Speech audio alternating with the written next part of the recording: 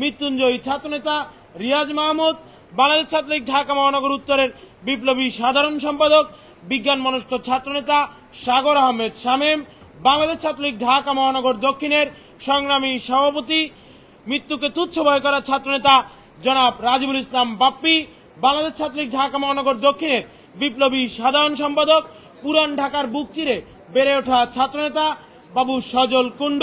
আমাদের মাঝে উপস্থিত বাংলাদেশ ছাত্রলীগ কেন্দ্রীয় নির্বাহী সংসদের সংগ্রামী নেতৃবৃন্দ, বাংলাদেশ ছাত্রলীগ ঢাকা বিশ্ববিদ্যালয়ের সংগ্রামী নেতৃবৃন্দ, বাংলাদেশ ছাত্রলীগ ঢাকা বিশ্ববিদ্যালয়ের বিভিন্ন হল শাখার সভাপতি সাধারণ সম্পাদক বৃন্দ, বিভিন্ন ইউনিটের নেতৃবৃন্দ, সর্বোপরি আমাদের জন্য আজকে এখানে সংবাদ সংগ্রহ করতে আসা সমাজের বিবেক সম্মানিত ইলেকট্রনিক, প্রিন্ট এবং অনলাইন মিডিয়ার সাংবাদিক ভাই ও বন্ধুরা, সকলকে বাংলাদেশ ছাত্রলীগের পক্ষ থেকে শুভেচ্ছা এবং আন্তরিক অভিবাদন।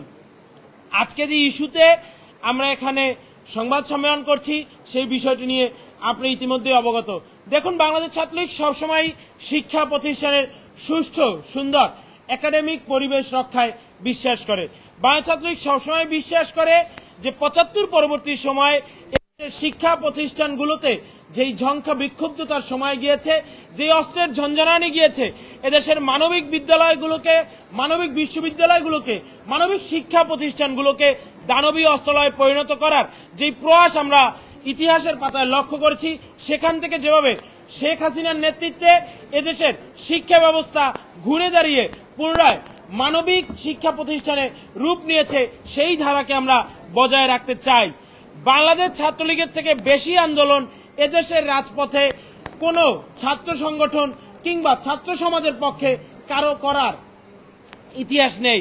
আমরা সবসময় বিশ্বাস করি জনদুর্ভোগ তৈরি করে, মানুষের ক্ষতি করে, মানুষের জানমালের নিরাপত্তা বিঘ্নিত করে কিংবা রাস্তায় মানুষের সমস্যা করে কোনো যৌক্তিক দাবি আদায় সমুচীন নয়। পাশাপাশি যে ইস্যুটি নিয়ে গত কয়েকদিন ধরে আলোচনা, সেটি হচ্ছে কোটা ইস্যু। বাংলাদেশ ছাত্রলীগ সবসময় শিক্ষার্থীদের যে কোনো ভালো কিছুর সাথে ছিল, ভালো কিছুর সাথে আছে, ভালো কিছুর সাথে থাকবে। পৃথিবীর সকল স্থানেই কোটা ব্যবস্থা সময়ের সাথে সাথে রিফর্ম হয়, বাংলাদেশেও এর ব্যতিক্রম হওয়া কোনো সুযোগ নেই, বাংলাদেশে এর ব্যতিক্রম হবে না।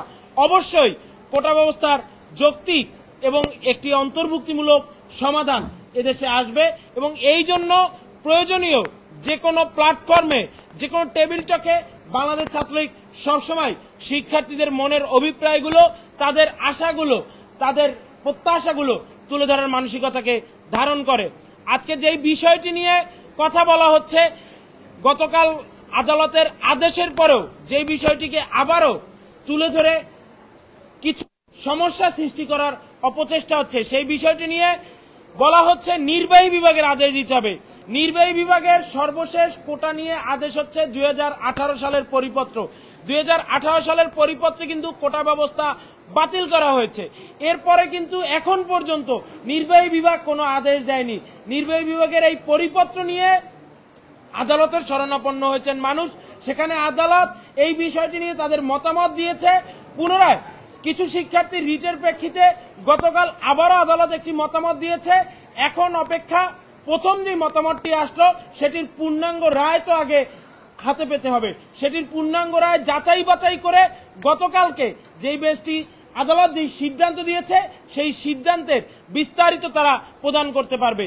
এর আগ পর্যন্ত কোনো কথা বলাটি কিংবা আদালতের এই আদেশ নিয়ে মন্তব্য করাটি সমীচীন নয়। সেটি কোনো কোনো ক্ষেত্রে আদালতের অবমাননারও সামিল হতে পারে বলে আমরা মনে করি। আজকের এই সংবাদ সম্মেলনে শিক্ষা প্রতিষ্ঠানে একাডেমিক পরিবেশ অব্যাহত রাখা, জনদুর্ভোগ তৈরি না করে ক্লাস পরীক্ষায় ফিরে আসা এবং কোটা ইস্যুর যৌক্তিক ও অন্তর্ভুক্তিমূলক সমাধানের দাবিতে বাংলাদেশ ছাত্রলীগের সংবাদ সম্মেলনে লিখিত বক্তব্য পাঠ করবেন এবং আপনাকে বাকি বিষয়ে বিশদ তুলে ধরবেন বাংলাদেশ